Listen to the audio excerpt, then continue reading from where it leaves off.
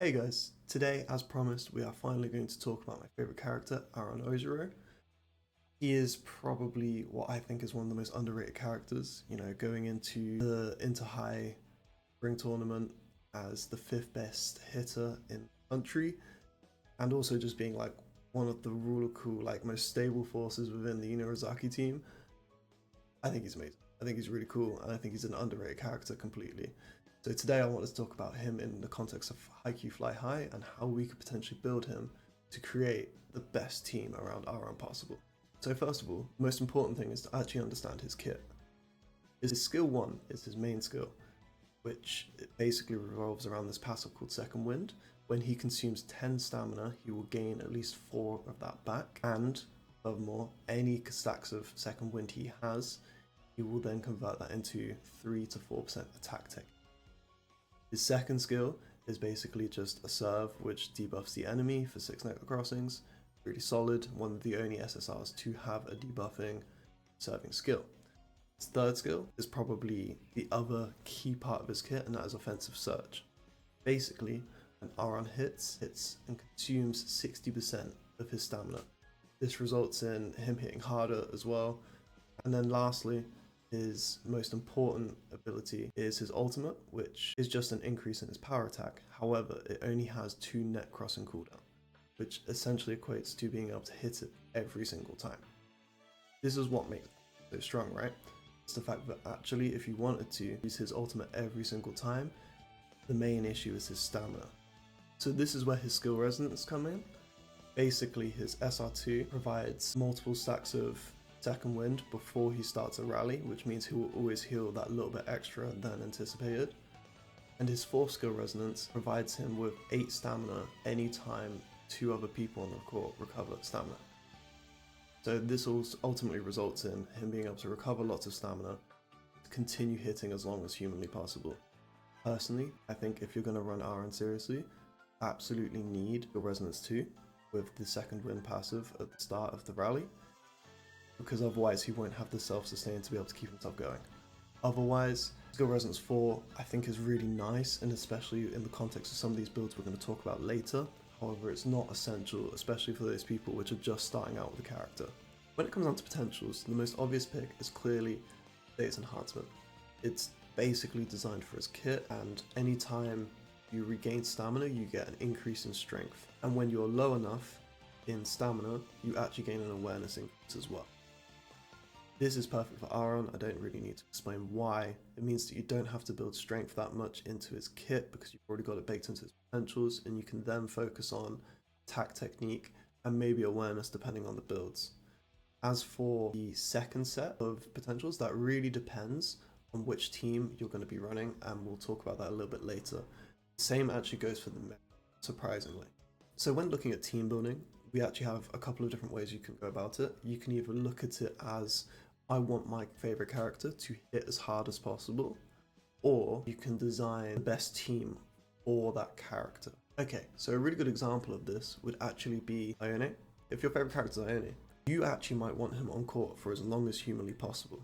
And if that's the case, then you are going to put him in, say, position 4 and then rotate all the way around the front court.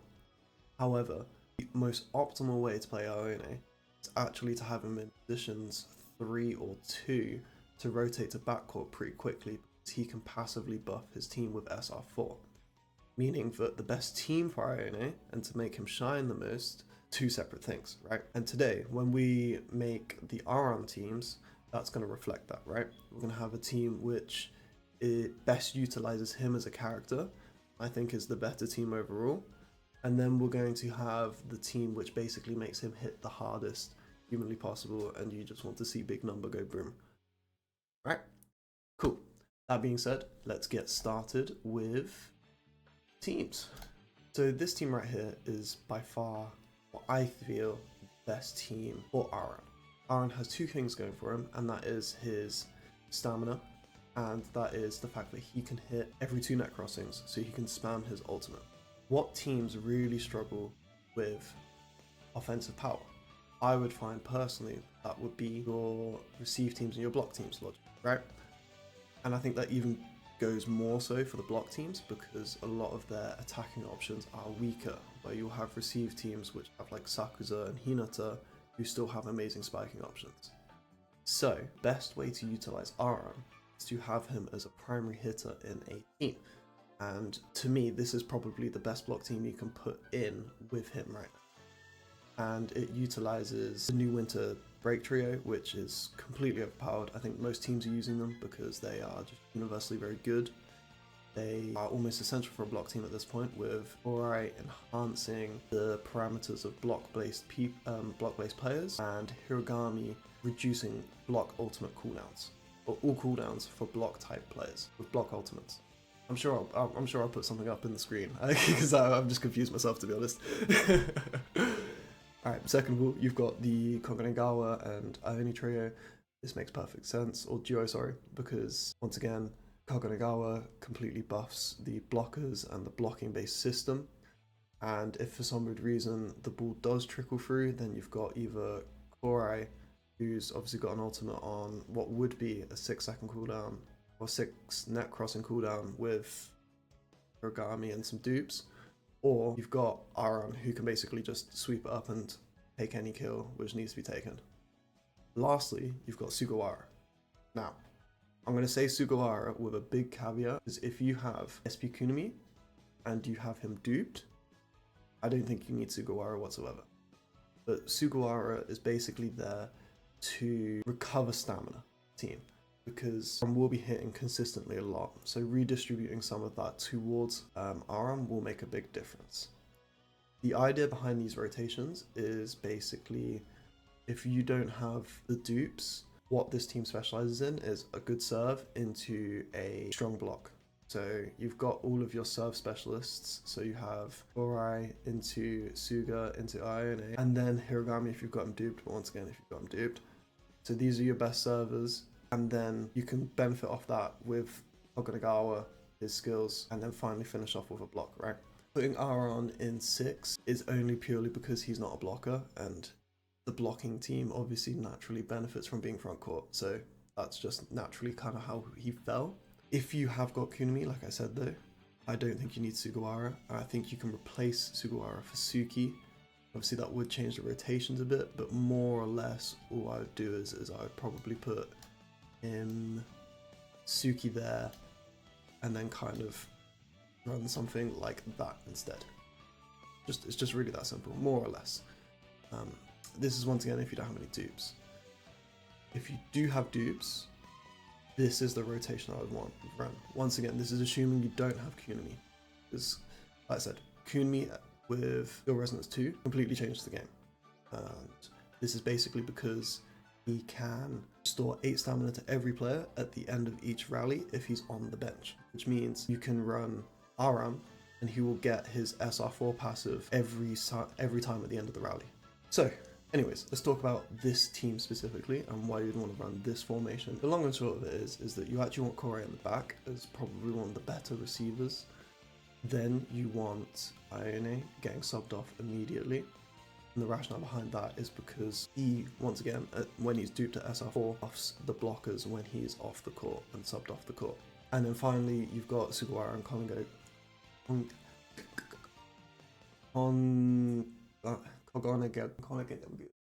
Koganegawa. Yeah, Koganegawa. There we go. Nailed it. First time. You've got these two, towards the back of the rotation so that they can stay front court and be buffing for as long as humanly possible. Once again, if you have Kunami, get rid of Sugawara because you don't need him. Don't think he's necessary.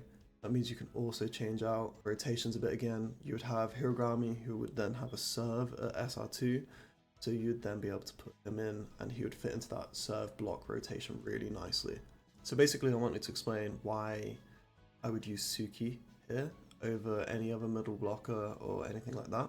And that is because he benefits from Hiragami's buff. Both his spike and his block count as ultimates.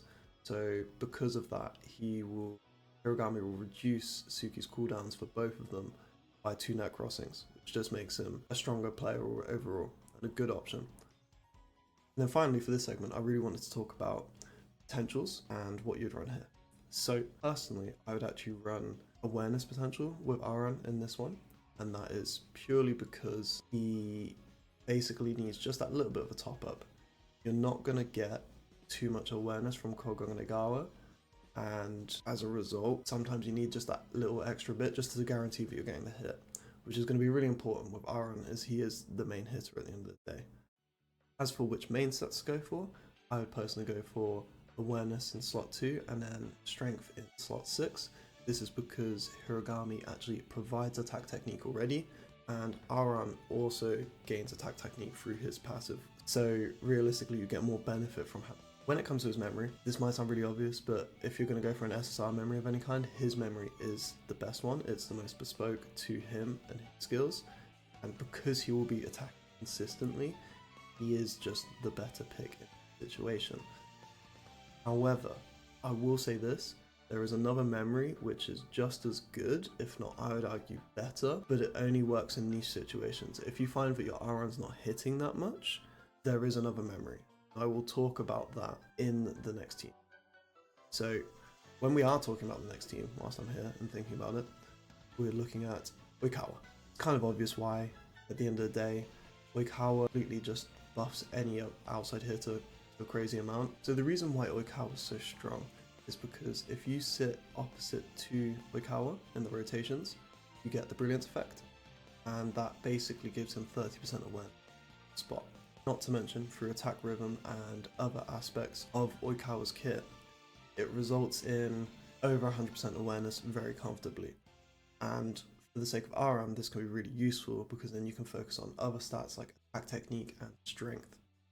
Once again, with this team though, it's really obvious what kit and everyone provides. Iwazumi SR2 provides a little bit of a stamina boost. In general, stamina consumption is a little bit better with this team, with Ushijima and the Sports Festival trio. And finally, you've also got the attack technique and general power buffs when you counter a team from the Winter Sports duo. Again, this kind of all comes together in like a really strong one-off attack.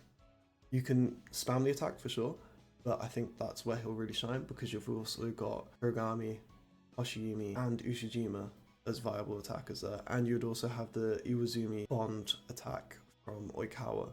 So between all of these, you're not going to be hitting nearly as regularly. When you do, you will be hitting incredibly hard. So that being said, once again, what would the memory be? What would the potential look like? So this one, it's a little bit different. I would run any of the power increase as your two sets. So that could be Morale Surge, Power Vibe, and Power... What's the other one? The other one which no one uses? I'll put it on screen. As for your main stats, you'd want to go for split of strength and attack technique.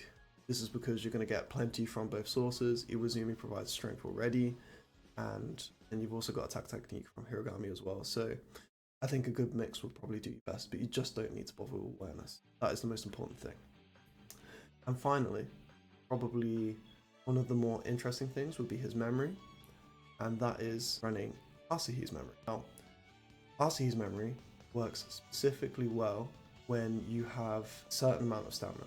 So because Aran always regains all of his stamina, as long as he's not attacking consistently in a rally, he will actually have that stamina back, and then he can always attack over that 70 stamina threshold, which means he'll get both power attack boosts, and it gives something like the largest amount of power attack boost you can get in an SSR memory.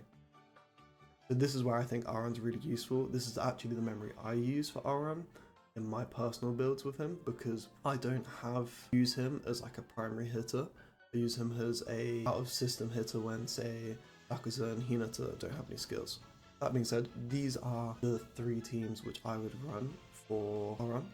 He's a lot of fun to build around. I think there's a lot which you could do with him creatively.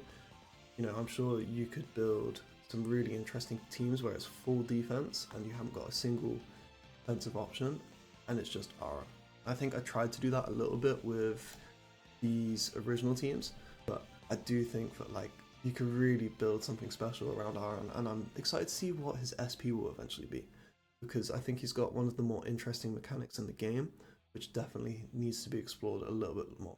But anyways guys, that was the second proper video. Sorry if it's a bit of a ramble this time. I'm in a bit of a time crunch to get this all out. I'm really busy this week, so I'll try and work on something and start recording and planning a video, but these things take a lot of time when you're new. Not very good at editing, as you can tell. So, bear with me. But if you've got any comments or any questions, let me know. I will answer them best I can, like I did last time. And if you've got anybody you want to see teams built around, I'll try and do that. I think a comment from last time was talking about building with Kageyama. I might look at that. He's definitely probably the best quick spiker in the game at the minute, but long term he obviously gets outshadowed by SP Mia twins, right? So we'll just have to see. But I'll see you guys in the next one. Thank you for watching.